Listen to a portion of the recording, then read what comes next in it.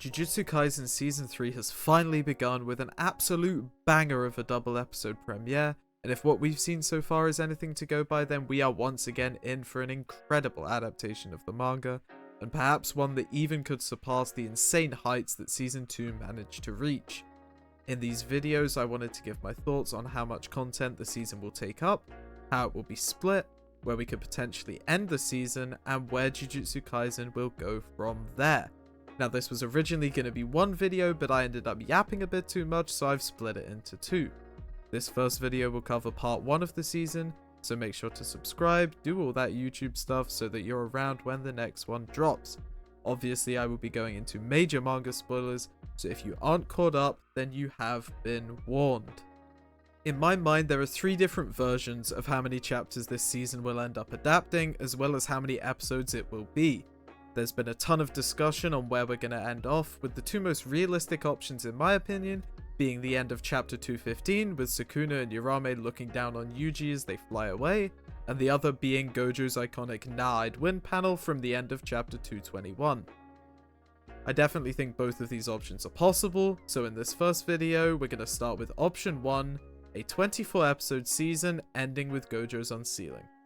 At the time of originally writing this script, we didn't know part 1 was going to be 12 episodes, and back then this definitely wouldn't have been my main prediction as to how Mappa would have gone about things, but I wanted to see if it was possible, and this is what I came up with. Now, as I did in my previous season 2 version of this video, I've had some fun with it and come up with some predictions for episode names, some of which I've based on just the chapter names from the manga, and some that I think just sound really cool. I have had this script done for a while now, before the first 2 episodes came out, or even the movie came out, but it just so happens that I did manage to hit the nail on the head with predicting these first 2 episodes at least. I doubt that's going to be something that continues, but let's find out. Now, with risk of starting to sound like Kenjaku with all of this yapping, let's get into episode 1, Execution. I'm not going to go into too much detail for these first 2 episodes as we already have them released, but episode 1 covers 3.5 chapters from 138 all the way through to half of 141. Our main events being the setup for the Zenin clan and Naoya, as well as Yuta versus Yuji. We end the episode off with Yuta stabbing Yuji through the heart. Episode 2, One More Time, is going to cover the rest of chapter 141 through 144, including Chozo vs Naoya, the campfire scene between Yuji, Yuta, and Megumi, the introduction to the Culling Game rules, which flash on the screen for about 2 seconds, our group reunion with Maki, and ending on Tengen greeting the group in front of the Tomb of the Star. Now, with that out of the way, let's start things off properly with episode 3, about the Culling Game. This should cover chapters 145 to 147 and include our gang's yap session with Tengen, as well as the Yaga flashbacks and his death at the hands of Principal Gakuganji. Now, this is one of the episodes that was the hardest for me to decide on, because it depends on a lot of factors, like, for example, whether they include Takaba's intro from the end of chapter 146 here, or whether they save it for later. It feels weirdly out of place for the anime to put it in here, and seeing how Mappa usually adapts things, I wouldn't be surprised if it gets slotted in later. This also depends on whether they extend the Yaga and Gakuganji scene, as in the manga we don't see any of the fight whatsoever. If we do cut out that Takaba scene and we don't extend the Yaga stuff, then I can definitely see them starting to set up the Zenin massacre at the end of this episode, but if any of that isn't the case, then it'll definitely take them the entire 20-minute runtime. Personally, I think it would be really cool to at least see a bit of the Yaga vs Gakuganji fight, purely because this is the only time in the series that we're going to get a chance to see those characters actually in combat, and I think Mappa could definitely cook up something there, even if it's just for a minute or 2. Next up, we come to what I predict is going to be my favorite episode of the season, and potentially my favorite episode in the entirety of Jujutsu Kaisen, and that is episode 4, Perfect Preparation. Now, I know it sounds like a lot to fit this into one episode, and it definitely is, but the majority of this arc is just straight up Maki throwing hands and murdering anyone she comes across. So it's going to be pretty fast paced by the time we actually start with her decimation of Ogi and the Kukuru unit. I am going to make the claim that it's definitely possible to adapt all 5 chapters of the Zenin massacre into this one episode, that being chapters 148 to 152. This could definitely be helped by a teaser or little introduction to the arc at the end of the previous episode. But either way, I reckon they could do what anime often does when there's a lot to adapt into one specific episode, and that is just cut out the opening and the ending and play the credits over the episode itself. We have seen JJK do this before, specifically with Sukuna vs Mahoraga being the main example that comes to mind. It allows for an extra 3 minutes of content in an episode, which should be plenty to cover at least one of the purely action chapters here, making up for that extra content. I do think it would be a tight fit, but definitely possible. However, I am still conflicted on whether I'd prefer it to be split or not, but the idea of having all of this in one episode to rewatch later on is just a really cool idea. Also, you cannot tell me that the ending of this arc would not go incredibly hard as the end of an episode after having seen everything that transpires. Getting the ending song for Season 3 Part 1, which is incredible by the way if you haven't heard it somehow by now. Getting that playing over the aftermath of Maki's rampage, seeing Naoya get stabbed in the back by Maki's mother, seeing Momo arrive to see Maki holding Mai's body as she then leaves it with her as we cut to black. Absolute cinema. Okay, got a bit ahead of myself there. Let's log back in for episode 5, Fever. This is going to be our introduction to Hikari and Kurara, covering chapters 153 to 155. We will get to see our team infiltrating the fight club, Yuji vs Panda, Yuji demonstrating his incredibly high IQ, and ending on Megumi summoning Rabbit Escape against Kurara to set up that fight for the next episode. Nothing too crazy here, but honestly, some of the most fun and lighthearted moments of the entire season that I think are going to be really great in the anime, including Yuji and Hikari's interactions, Megumi going full Shadow Ninja on the Fight Club guards. That one particularly I think is going to look awesome. Next up, we have episode 6, Kogane.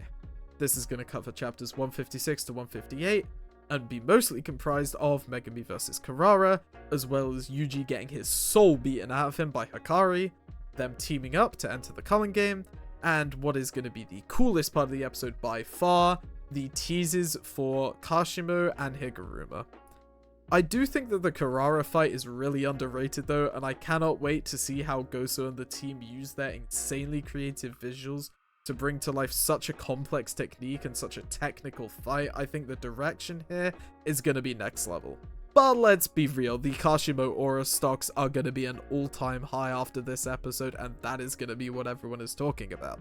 Now, getting into the colonies for the first time, we have the creatively named Episode 7, Colonies.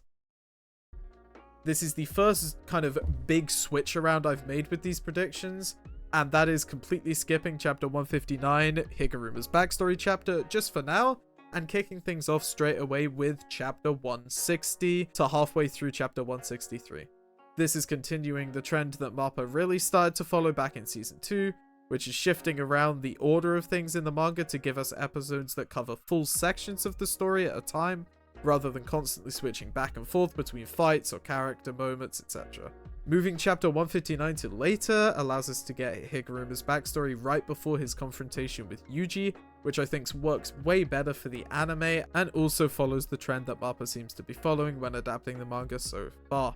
This episode though is going to go through Kenjaku's weird ass cursed realm, invading the dreams of Yuji's school friends stuff or whatever the hell was going on there, our gang entering the colonies, Yuji versus Haba and Hanyu, Megumi meeting the worst character to ever grace the screen of Jujutsu Kaisen, Remy, and the setup for Higuruma and Reggie, specifically ending on Yuji finding Higuruma in the bathtub, which is one of the coolest panels in the entire series. Now, this is where things really start to heat up with episode 8, Judgment. This is where we go back and get Higuruma's backstory from chapter 159, then come forward again to cover the rest of chapter 163 up through 165. This is going to be Yuji and Higuruma's talk, Higuruma popping his domain, Yuji's trial and retrial, and ending on Yuji's admission of guilt and Judgment's sentencing of the death penalty.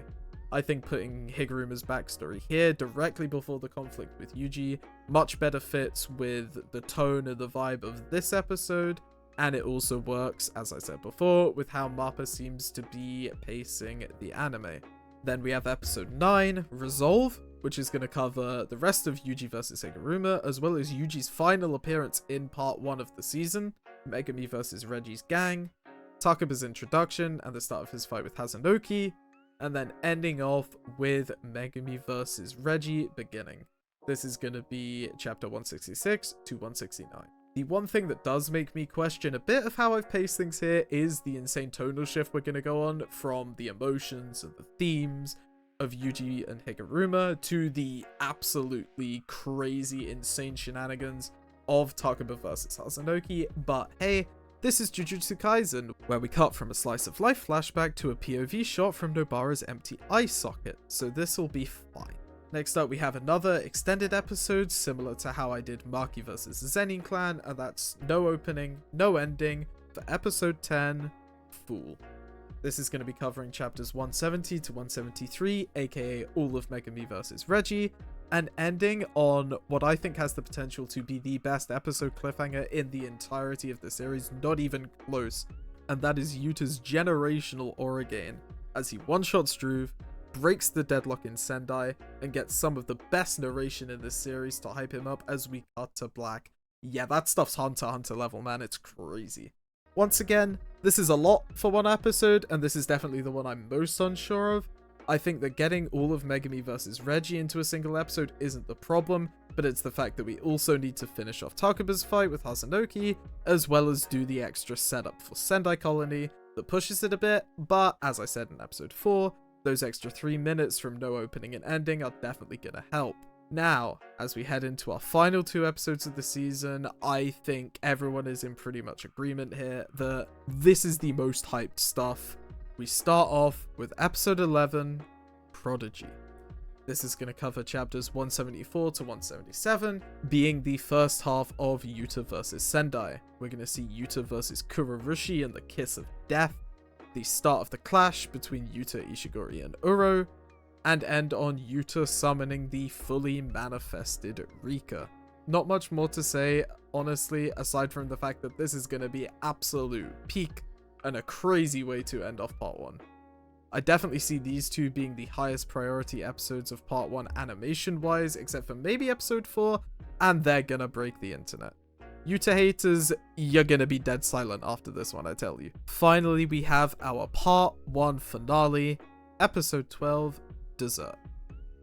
This is gonna cover chapters 178 up through halfway of 181, up to the end of Yuta and Ryu's conversation, and if I had to guess, we're probably going to end off the season with a post-credit scene teasing Hikari vs Charles at the start of part 2. It is also going to contain one of the best moments in the whole season, one of the best moments in JJK, and that is the triple domain expansion clash before it gets ruined by that stupid ass bug.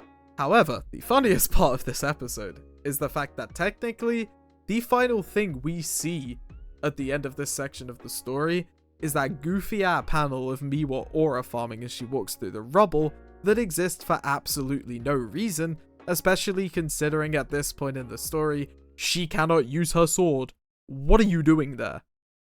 And that does it for part 1 of Jujutsu Kaisen Season 3, as well as part 1 of this video.